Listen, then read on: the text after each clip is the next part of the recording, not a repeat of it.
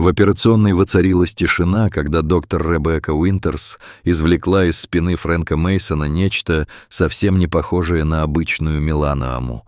Пространство казалось задержавшим дыхание, приборы тихо пищали, лампы осветили операционное поле, а руки хирургов работали с той сдержанностью, что приходит с опытом. Казалось, каждый в комнате почувствовал внезапное смятение. То, что раньше казалось просто родинкой или доброкачественным образованием, оказалось сложной тканевой конструкцией с неожиданной структурой и включением металлического фрагмента. Медсестра Патрисия испуганно вскрикнула, и звук этот нарушил деликатное равновесие в стерильной комнате. Реакция, которая отражала не только удивление, но и интуитивное понимание, что перед ними дело вне привычной клинической рутины. За смотровым стеклом стояла Элеонора, прижимая ладони к холодному стеклу так, будто это могло удержать происходящее от ее сердца. В ее взгляде смешались страх и обостренное внимание. Родинка между лопатками, о которой она беспокоилась годами, вдруг обрела новый смысл. Теперь это было не просто пятно на коже, а почти диалог между телом и прошлым, который потребовал немедленного и сосредоточенного ответа от врачей. Фрэнк и Элли жили в Милфилде, штат Мичиган. Их дом стоял недалеко от озера, а жизнь текла размеренно, с привычками, привычной заботой и рутиной, в которой укоренились их долгие годы вместе. Фрэнк был человеком крепкого телосложения и нрава, прошедшим войну и годы тяжелого труда, но при этом оставшимся тихим и практичным. Элли, мягкая и решительная одновременно, педагог по призванию, разглядевшая в воспитании детей смысл и защиту от воспоминаний, которые она предпочитала держать при себе. Их дочь Лили, выбравшая профессию врача скорой помощи, жила вдалеке, но оставалась важной опорой в семейной и медицинской сети заботы. Казалось, что их дом и привычки — утешительный фон жизни, вера, общение с соседями, повседневный ритм, который держал вместе на протяжении десятилетий. Это спокойствие делало обнаружение неожиданного нароста еще более шокирующим. Диссонанс между мирной старостью и внезапным вызовом медицины был резким, и в нем проявлялась уязвимость даже самых стойких людей. Такую жизнь сложно представить снаружи. За ней скрыт опыт, молчание, компромиссы и маленькие ритуалы, которыми люди защищают друг друга и себя от тревоги. Доктор Грейсон, их сельский врач, направил пару к дерматологу Ребекке Уинтерс после того, как увидел изменения. Первые исследования и биопсия подтвердили, что это было нечто неоднозначное, требующее срочного вмешательства. Сам факт направления означал тревогу. В маленьких городах люди долго держат вещи при себе, но когда опытный врач настаивает на срочной консультации, это уже сигнал. В кабинете у Ребекки атмосфера отличалась от привычного.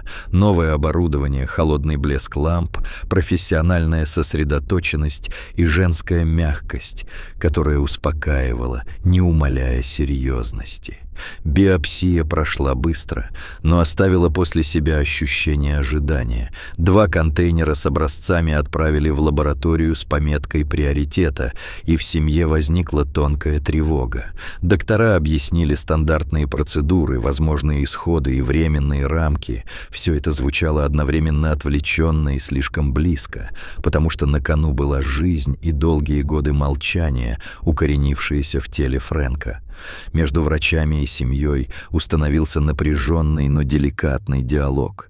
Слова осторожны, но намеки ясны. Нужно действовать быстро, но неторопливо. Ночь Элли, когда она установила камеру в спальне, стала кульминацией ее сомнений. Запись показала легкое колыхание в области повязки, будто под ней что-то шевелилось, и это подкрепило все худшие опасения. Решение наблюдать ночную тишину в видеоролике родилось из смеси материнской интуиции и давнего медицинского опыта. Элли знала, иногда то, что кажется воображением, имеет физическое подтверждение. Просмотр записи на следующее утро дал почти кинематографическую ясность. Нормальные движения сменились моментом, когда рана будто подернулась и участок повязки приподнялся. Для нее это был не просто свидетельский материал, это был доказательный повод настоять на срочном действии, потому что теперь нельзя было списать жалобы Фрэнка на старческое притупление ощущений. Камера стала мостом между сомнением и необходимостью. Она дала врачам и семье аргумент, чтобы не откладывать вмешательство, и пробудила чувство, что за годы молчания могло сформироваться нечто, выходящее за рамки обычной медицинской истории. Перед операцией к ним пришел Томми, старый товарищ по оружию, чьи слова добавили контекста. Голубые зоны, распыление химикатов и история о похожих случаях у других ветеранов дали основание думать о связи с военной службой. Томми говорил не ради сенсации, а от того, что видел и пережил похожие судьбы. Он рассказал о товарищах, кто заболел спустя годы, о разговорах в одних и тех же барах, где ветеранские истории складывались в молчаливую цепочку. Эти воспоминания усилили тревогу Элеоноры. Возможно, то, что росло у ее мужа, было не только следствием старого ранения, но и частью более широкой истории о долгосрочных эффектах контакта с химикатами или инородными веществами на поле боя. На операционном консилиуме эксперты договорились действовать быстро, удалить нарост целиком и изучить его детально. Это решение стало переломным. Теперь уже не только семья, но и медицинские службы брали на себя ответственность выяснить происхождение и природу образовавшейся структуры. В операционной обнаружили плотную массу, уходящую щупальцами вдоль фасциальных плоскостей, с собственным кровоснабжением. Под тканью блеснул осколок пули, вокруг которого тело словно построило сложную капсулу. Хирурги работали осторожно, стремясь сохранить ткань целой для последующих исследований, и с каждым сантиметром вскрытия становилось ясно – это не просто рубцевая реакция. Ткани, казалось, адаптировались к присутствию инородного тела настолько специализированно, что структура напоминала скорее орган или рукотворный фильтр, чем привычную рубцовую капсулу. Осколок пули был корродирован, но узнаваем. Металл, служивший памятью о старой ране, оказался центром удивительной биологической архитектуры. Команда отправила образцы в лаборатории на углубленный анализ – патологию, металлографию и токсикологию, потому что медицинское сообщество заинтересовалось не только в лечении конкретного пациента, но и в понимании редкой адаптивной реакции организма.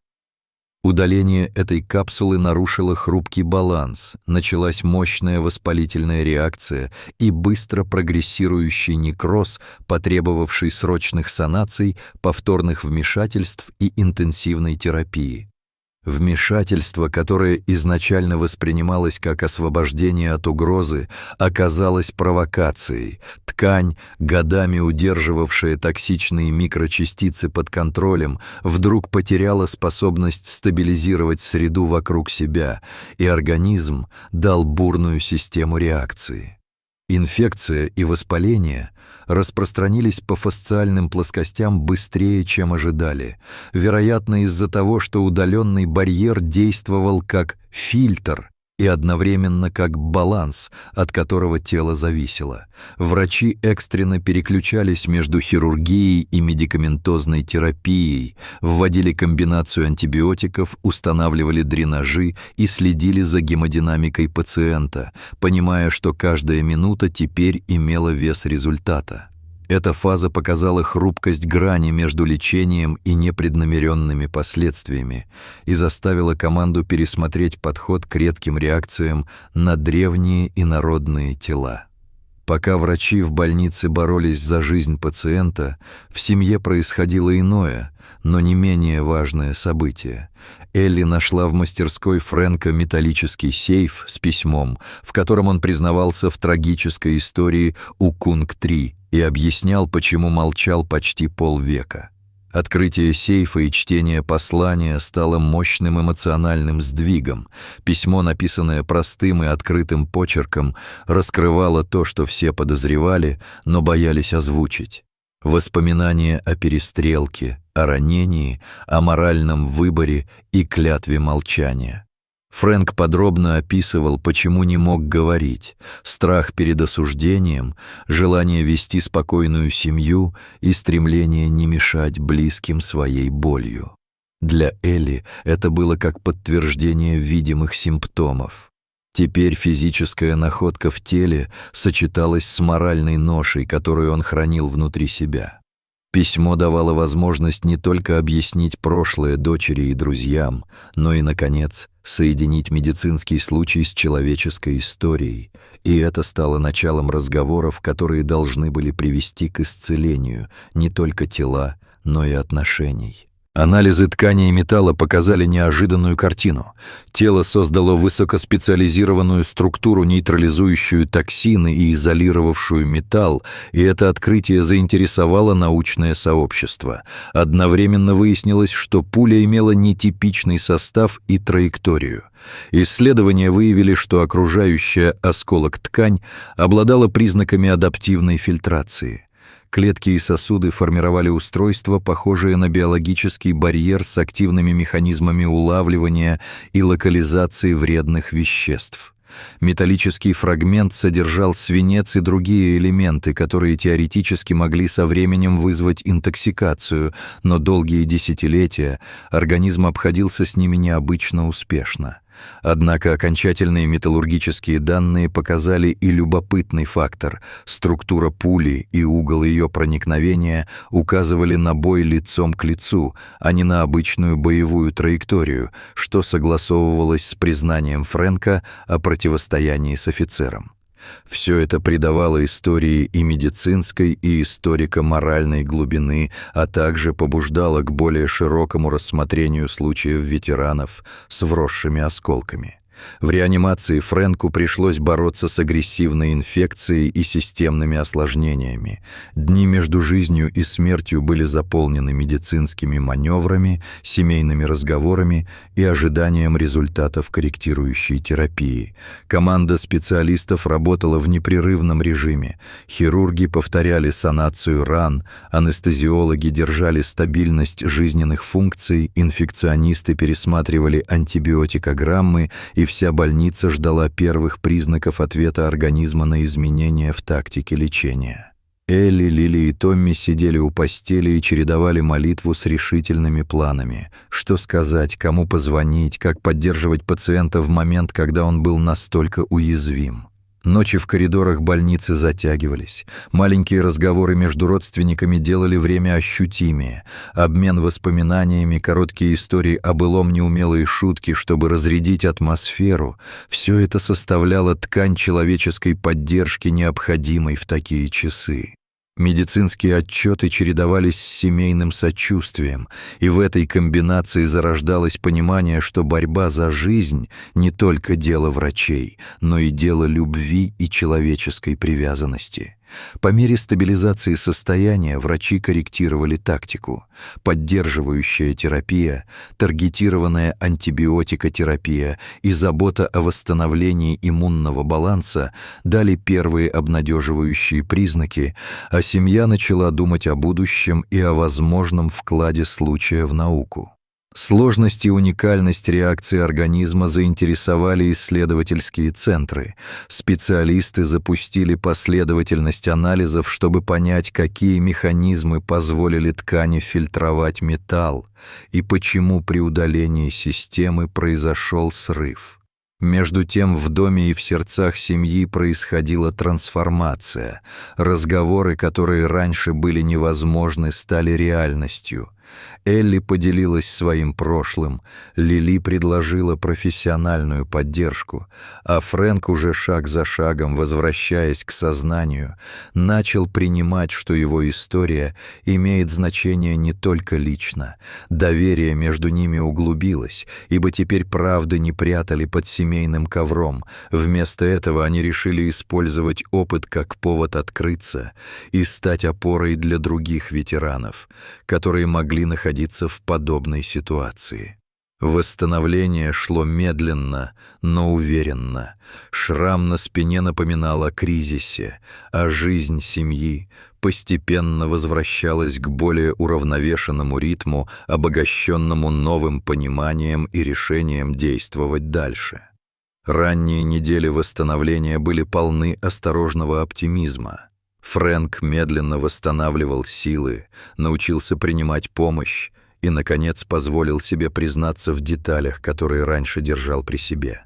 Элли чувствовала облегчение от того, что теперь знает правду, и одновременно росло чувство вины за годы молчания, но в конечном счете их диалог сдвинулся в сторону примирения, и это стало терапевтическим для обоих. Лили приняла решение участвовать в медицинском обсуждении случая, подготовить доклад и использовать опыт отца для обучения других врачей и помощи ветеранам. Их дом снова наполнился обычными мелочами: чай на веранде, разговоры о погоде, планы на поездки. Но все это теперь было пропитано новым смыслом, смыслами правды, ответственности и возможности помочь тем, кто пережил подобные испытания. В итоге кризис превратился в шанс. Фрэнк согласился на участие в исследованиях, его случай стал материалом для ученых, а семья обрела новое взаимопонимание. Секреты, которые долго разделяли их, наконец были вынесены в свет и стали основой для исцеления. Превращение личной трагедии в общественно значимое знание происходило не торжественно, а постепенно. Врачебные отчеты, публикации, обмены мнениями между специалистами, участие в программах помощи ветеранам – все это стало частью дальнейшей истории. Семья, пережив близкое к провалу испытание, теперь смотрела в будущее с иным пониманием. Они готовы были поехать в места прошлого, чтобы встретиться лицом к лицу с тем, что когда-то разделяло их на «до» и «после». История Фрэнка и Элли напомнила, что молчание, рожденное из стыда или страха, может сохраниться десятилетиями и причинять вред, но честность и уязвимость способны привести к глубокой связи и восстановлению, как личному, так и общественному. Пусть случай одного человека станет напоминанием о том, что никогда не поздно извлечь правду на свет и превратить ее в помощь для других.